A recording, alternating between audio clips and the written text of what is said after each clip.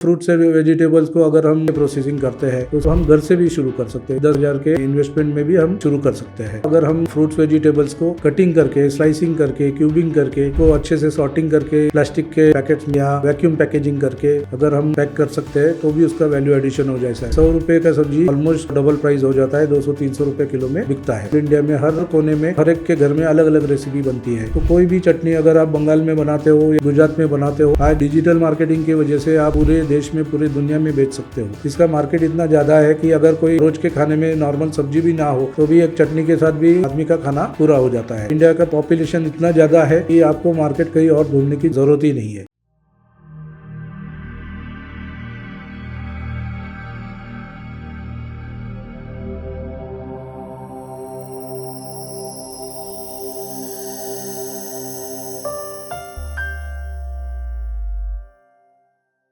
आज fruits and vegetables processing में जो बिजनेस अपॉर्चुनिटीज़ है उसके बारे में बात करेंगे। फल और सब्जियों को प्रोसेसिंग करने के लिए इंडिया में आज बहुत ज़्यादा अपॉर्चुनिटीज़ है। तो दुनिया के कंपैरिजन में इंडिया में, भारत में बहुत ही कम प्रोसेसिंग होता है। इसके लिए घर से भी आप कुछ भी अगर फ्रूट्स वेजिटेबल में काम करना चाहते हैं तो आप शुरू कर सकते हैं। जैसे कि सिर्फ आपने फल या सब्जी लेके अच्छे से क्लीन किया, उसको कट करके अच्छे से पैकिंग किया तो भी आप बेच सकते हो।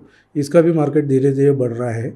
सिटी में तो बढ़ ही रहा है, रूरल एरिया में भी जहाँ पे भी आपका पोस्ट हार्वेस्ट मतलब जहाँ उग रहा है, जहाँ पे भी फ्रूट्स वेजिटेबल उग रहे हैं, वहाँ से हम जब मार्केट में लाते हैं तब तक काफ़ी हैंडलिंग में लॉसेस होता है, उसको भी हम बचा सकते हैं। वहीं के वहीं आप अगर आप फ्रूट्स वेजिटेबल क्लीनिंग करते हो, अपनी जगह पे अच्छे से उसको पैकिंग करते हो, फिर भी उसका वैल्यू एडिशन होता है। मार्केट में जाने तक उसका दाम बढ़ जाता है और उसको अगर अच्छे से क्लीनिंग करके पैकेजिंग करते हैं तो उसका शेल्फ लाइफ भी बढ़ता है। इसके अलावा अगर हम फ्रूट्स वेजिटेबल्स को कटिंग करके, स्लाइसिंग करके, क्यूबिंग करके, तो अच्छे से सॉर्टिंग करके प्लास्टिक के पैकेट्स या वैक्यूम पैकेजिंग करके अगर हम पैक कर सकते हैं तो भी उसका वैल्यू एडिशन हो जाता है। जैसे 100 रुपए का सब्जी ऑलमोस्ट डबल प्राइस हो जाता है, 200-300 रुपए किलो में बिकता है। तो ये आपको अगर हम मंडी में भी बेचते हैं या फिर हम मॉल में जाके भी देते हैं तो भी उसका दाम दुगना तिगना हो जाता है। इसके अलावा फ्रूट्स एंड वेजिटेबल्स को अगर हम मिनिमल प्रोसेसिंग के बाद अगर हम आगे प्रोसेसिंग करते हैं तो उसका हम पिकल्स बना सकते हैं, चटनी बना सकते हैं।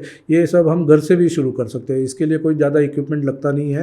एक 10-50 हज़ार के इन्वेस्टमेंट में भी हम शुरू कर सकते हैं। कटिंग चॉपिंग तो घर पे करते ही है, तो पिकल्स का मसाले भी हम रेडी करते हैं। तो पिकल्स बनाने में भी ज़्यादा प्रोसेस में हमारे सबसे ओल्डेस्ट प्रोसेस है जो चलते आ रहा है पिकल्स बनाने का। चटनी बनाने का भी प्रोसेस ऑल इंडिया में हर कोने में हर एक के घर में अलग अलग रेसिपी बनती है। आज डिजिटल मार्केटिंग की वजह से आप पूरे देश में, पूरी दुनिया में बेच सकते हो। घर बैठे बैठे आप अमेजोन पे हो या फिर खुद की वेबसाइट बना के बेच सकते हो, इंस्टाग्राम पे ऐड करके बेच सकते हो। तो कोई भी चटनी अगर आप बंगाल में बनाते हो या गुजरात में बनाते हो, पर कहीं पे भी रहते हो, आप आज ऑल इंडिया कहीं पे भी बेच सकते हो। इसका मार्केट इतना ज्यादा है कि अगर कोई रोज के खाने में नॉर्मल सब्जी भी ना हो तो भी एक चटनी के साथ भी आदमी का खाना पूरा हो जाता है। ट्रैवलिंग में भी आज छोटे छोटे पैकेज लेके लोग ट्रैवल करते हैं, कहीं घूमने जाते हैं तभी लेके जाते हैं। तो ये जो है चटनी और पिकल्स, इसका जो मार्केट इंडिया में तो बहुत ज्यादा ही है, बट अभी बाहर देशों में भी उसको एक्सेप्टेंस मिल गया है। इंडिया का पॉपुलेशन इतना ज्यादा है कि आपको मार्केट कहीं और ढूंढने की जरूरत ही नहीं है। आप किसी भी स्टेट में जाओगे, उस स्टेट में उनके रेसिपी का आपको खाना भी मिलता है और आपका पिकल्स और चटनी बनाने का जो तरीका है वो भी अलग अलग है। पर इसी को अगर प्रोसेस करके प्रॉपरली पैकेजिंग करके अगर लेबलिंग करते हैं तो आज नॉर्मल कोई भी एग्जीबिशन में भी आपको फूड के स्टॉल्स होते हैं, वहाँ पे भी ये सब आइटम्स एज अ कॉन्डिमेंट्स बिकते हैं। तो इसके लिए मार्केट बहुत ही अच्छा है। आज कंड्यूसिव है, लोगों के पास टाइम भी नहीं है, घर पे बनाने के लिए भी टाइम नहीं है। आज वर्किंग वुमेन है, बड़े बड़े अर्बन सिटीज में, मेट्रो सिटीज में हस्बैंड वाइफ दोनों कमाते हैं, तो ये सब चीजें बनाने को अभी उनके पास टाइम नहीं है। जो हमारे पहले दादी नानी ये लोग घर पे थे, वो पूरा का पूरा सन ड्राइंग करके हर सीजन में पिकल्स चटनी बनाते थे और साल भर के लिए स्टोर करके रखते थे। आज ये सब घर पे आप लोग बना के पैकेजिंग करके दे सकते हैं, क्योंकि हर बच्चों से लेके बड़ों तक सबको ये पसंद आता है। इसके अलावा अगर आप सीजनल फल सब्जी जो सीजनल आती है उसको प्रोसेस करके टूरिस्ट स्पॉट पे अगर रहते हो, जैसे कोकण एरिया है, जैसे कोस्टल एरिया, हिल स्टेशन है, तो वहाँ पे आप जैम जेली बना सकते हैं। जैसे अभी स्ट्रॉबेरी का जैम सिर्फ महाबलेश्वर में बनता था, अभी उसके तरीके भी आ गए हैं, टेक्नोलॉजी भी आ गई है, तो आप कहीं और पे भी उसका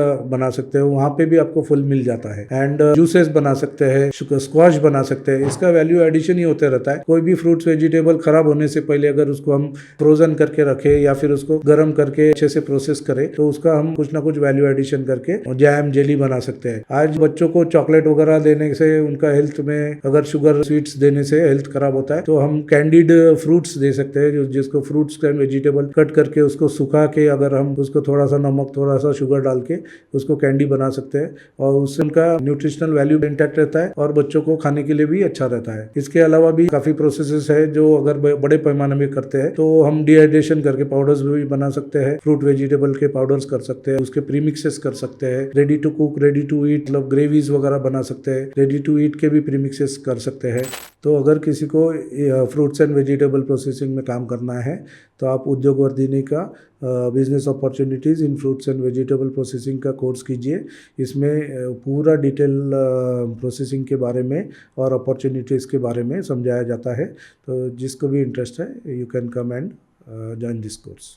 फ्रोजन करके भी आज ज़माना ऐसा आ गया कि frozen food is very important, क्योंकि क्विक सर्विस रेस्टोरेंट में जो पिज़्ज़ा बर्गर सब खाते हैं, फास्ट फूड खाते हैं, तो वो उसको हर एक रेस्टोरेंट में सेम टेस्ट आने के लिए फ्रोजन करके एक ही जगह पे बनाते हैं, फ्रोजन करके बेचते हैं। ये भी छोटे पैमाने पे हम घर पे भी कर सकते हैं, इनको प्रोसेस करके काफ़ी अच्छा मार्केट है इसका भी। इसके अलावा रेडी टू ईट और रेडी टू कुक के भी पाउडर फॉर्म में या ग्रेवी फॉर्म में आप पैकेजिंग करके मार्केट में दे सकते हैं। फ्रूट वेजिटेबल प्रोसेसिंग में ज़्यादा इन्वेस्टमेंट नहीं है, घर से भी आप शुरू कर सकते हैं। जैसे मैंने कहा कि जब हमें सिर्फ कटिंग चॉपिंग करके वेजिटेबल्स को अगर पैक करके दुकानों में देना है या मंडी में देना है, मॉल में देना है, तो आपको घर की नाइफ उसकी जरूरत है, कटिंग चॉपिंग की ही चाहिए। एक आध जगह पे जूसेस या अगर आप सलाद बनाते हो तो उसको भी अलग अलग कटर्स मिलते हैं। कुछ कुकिंग तो करना नहीं है तो गैस वगैरह की भी जरूरत नहीं है, ज्यादा इन्वेस्टमेंट नहीं है। पर एक पैकेजिंग के लिए आपको कोई सीलिंग मशीन लगेगी या पैकेजिंग मटेरियल लगेगा तो ज्यादा से ज्यादा 20-30 हजार रुपए का इन्वेस्टमेंट आता है। अगर आप थोड़े उसका प्रोडक्शन बढ़ जाता है, अगर आप दिन में पर डे 30-40 किलो करने लग जाते हो तो यू कैन मतलब कटिंग का मशीन्स मिलते हैं, 100-200 किलो पर आवर कट करते हैं, ऐसे मशीन भी मिलते हैं। एक ही घंटे में आप इतना सारा कटिंग भी कर सकते हो। पिकल्स का अगर बिजनेस करते हो, थोड़ा पैमाना बढ़ जाता है, आपका प्रोडक्शन बढ़ जाता है, तो पिकल्स के लिए भी कटिंग के अलग अलग मशीन्स आते हैं। जो वेजिटेबल्स आपको क्यूबिंग या फिर लंबे लंबे कट करने हैं तो वो भी कर सकते हैं। इसमें ज्यादा इन्वेस्टमेंट नहीं है, आप 50,000 के अंदर का इन्वेस्टमेंट में कोई भी घर से बिजनेस आप शुरू कर सकते हैं फ्रूट एंड वेजिटेबल प्रोसेसिंग के लिए। पैकेजिंग मटेरियल में भी प्लास्टिक के पाउचेस मिलते हैं, ग्लास के बॉटल्स मिलते हैं, तो आपको जितना करना है उतना ही बाय करो। इनिशियली जो आपके लोकेलिटी में जो अवेलेबल है, जो सब्जियां अवेलेबल है, उतनी ही बाय करो जितनी आपको प्रोसेस करनी है, क्योंकि ये पेरिशेबल होने की वजह से फिर आपको स्टोरेज वगैरह के लिए अगर फ्रिज लगेगा या डीप फ्रीजर लगेगा तो वो इन्वेस्टमेंट फिर थोड़ा बढ़ जाता है। जैसे काम बढ़ जाएगा तो उसमें आप ये सब इन्वेस्टमेंट कर सकते हो।